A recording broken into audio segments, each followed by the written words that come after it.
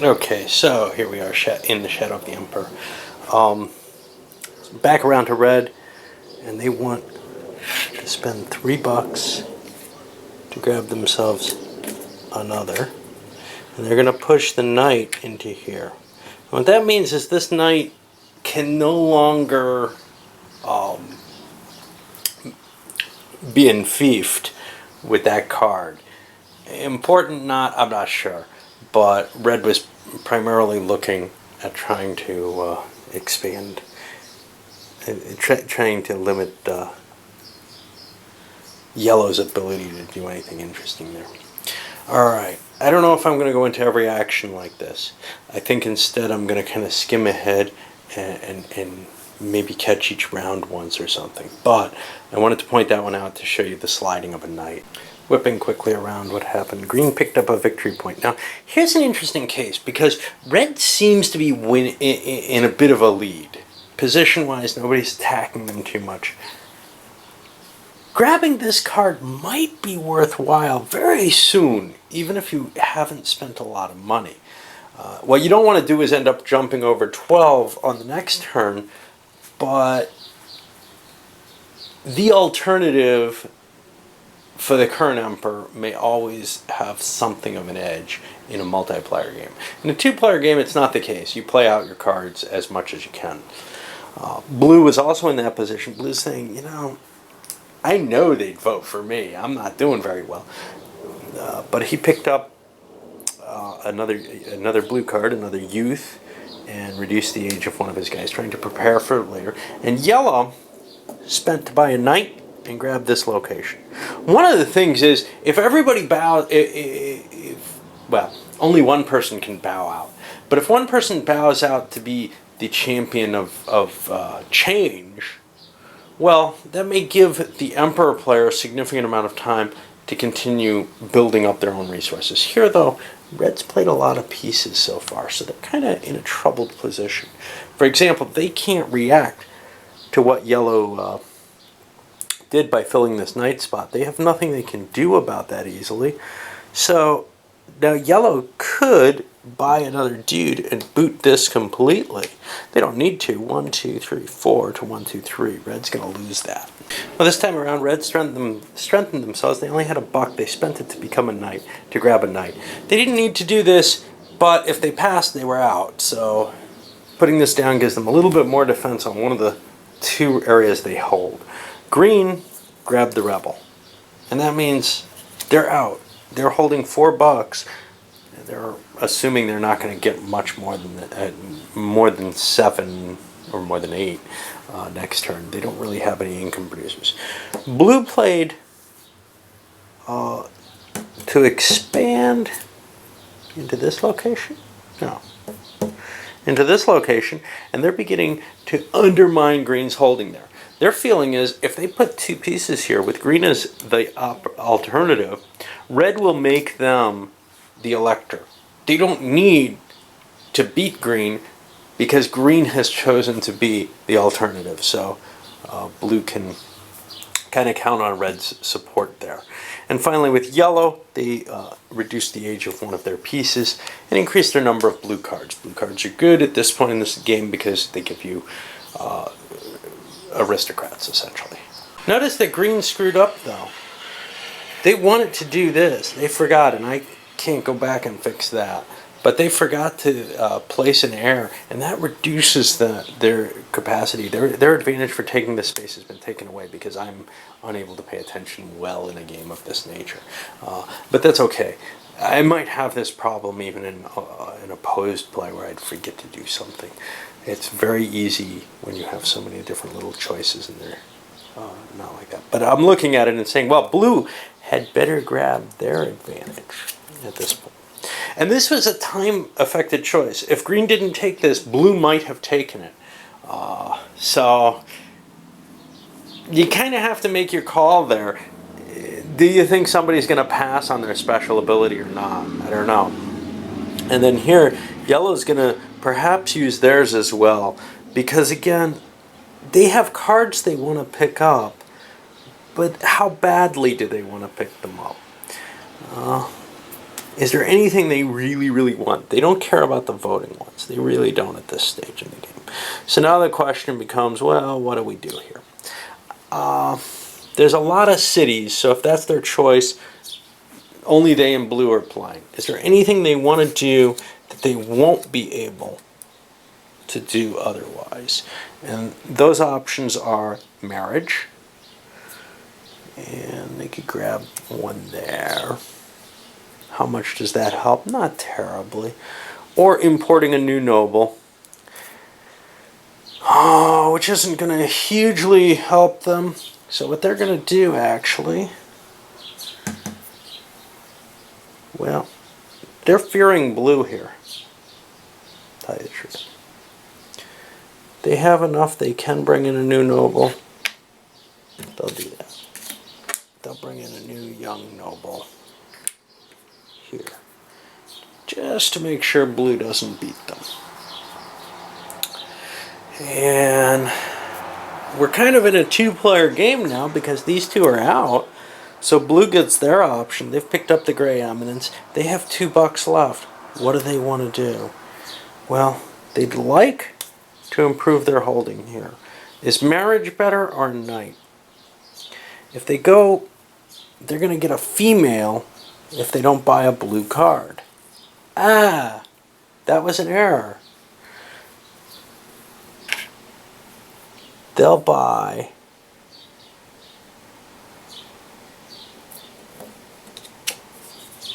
the ability to cancel a sectoral,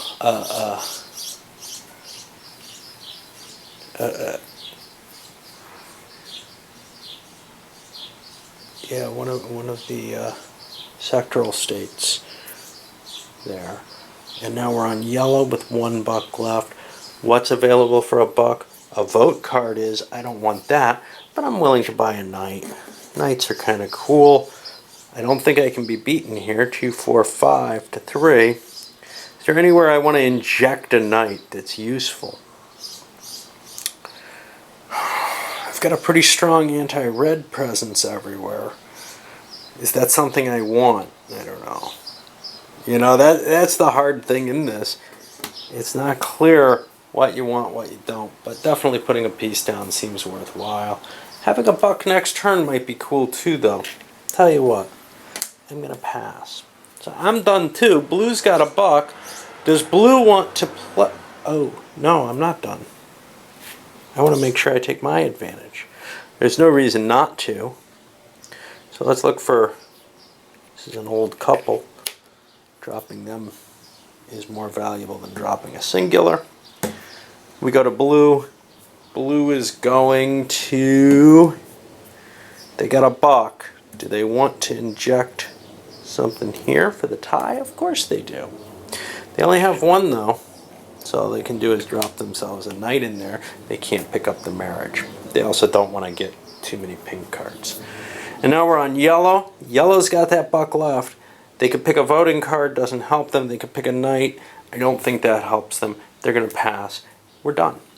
We go on to the electors. Now, for each elector, what we're going to be doing is counting. See what happens. Well, here we have 2 power to nothing. Green has just 1 Trier. And what's important there? They get a 2 victory point card. So now they've got 3 points towards winning the game. Over here, 1, 2, 3, 4 to 1, 2, 3. Yellow maintains Cologne. Oh, green didn't play this either. Not that that's terribly valuable. Okay, yellow maintains Cologne. They don't get any victory points for it, but they get to keep it. Over here, clearly red's going to get the advantage. And now, in the way my wife and I were playing, we'd have advanced this, but because the aristocrats count if they are the elector, I'm going to advance this. That gives red 2 victory points for adding to their pile. Over here, 2, 3, 2, 3, 4. Blue has 1. Blue gets to advance. They're going to take the younger person, stick them up here, and they get a 2 victory point card. And youth isn't always the only idea. So one thing is putting a couple up there is helpful because You don't really want to get your couple stuck on the Imperial throne. That's 2 power, whereas a 1 power person disappearing from one of your electorates is a less painful occurrence. Here we've got 2 to 2. At this point, they appeal to the Emperor, and the Emperor says, "Hey, Blue, you gonna vote for me?" Blue's not thrilled with green. They might say, we'll see. Or they might just agree. Of course, if this were a silent game, and there's no indication that deals are to be cut in this that I remember, and I know some people who do that. Blue's going to agree, so they get an extra 2 victory points. But if this were a game in which players were not allowed to table talk, I think red would almost certainly choose blue here. Whether or not, and I think they would even in a discussion, unless blue said, "No, I hate you," then they'd say, "Fine, I'll make green." 2, 4, 5 to 3. Yellow's going to win here. And here I've got a young married person that I'll put in. And yellow gets a 2-point card. And then here, red's got 4 power. And they pick up Bohemia. Okay. Well, that's the assignment of the electorates, and points have been fallen based on that. And now we go to the Emperor himself. And at this point, everybody's going to secretly place their card. Well, red and green have to play one way. Yellow feels like green is doing better than red. They'll go this way. And blue agreed to support the Emperor. So now we count the votes. And what do we have? Okay, well, blue has this, which they play actually before any of this happens. They can cancel out someone's vote. Whose vote do they want to cancel out? Hard to tell. If green wins, someone has to disappear from somewhere I like. So I'm going to actually cancel out the Bohemian vote, yet I'm going to support the Emperor, as I agreed to do. And the Emperor's kind of like, okay, so you're a wash, right? So let's count these up. Green has 1, 2, 3 votes in his favor. No one else has any cards.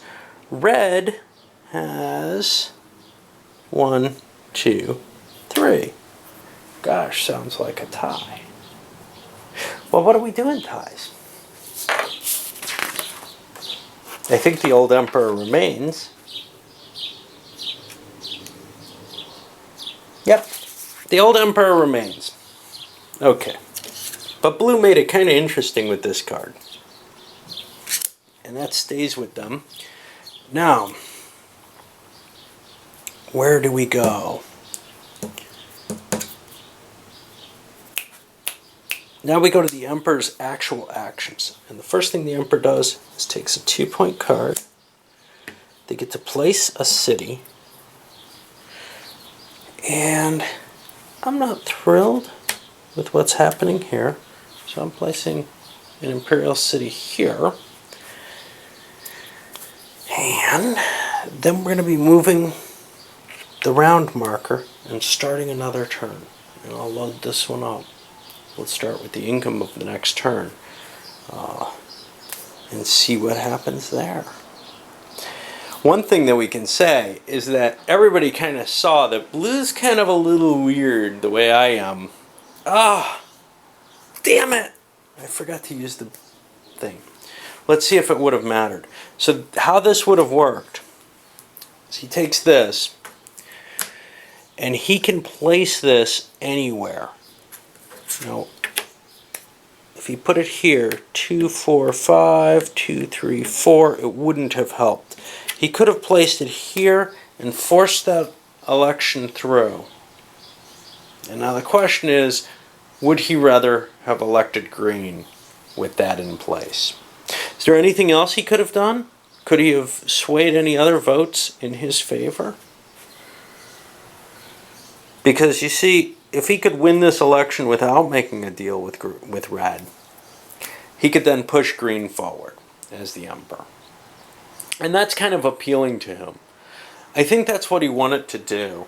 We're going to jump back, rewind, and say green's going to be the emperor. Now, green gets to choose who they're putting up. And green's going to put this guy up to replace the emperor.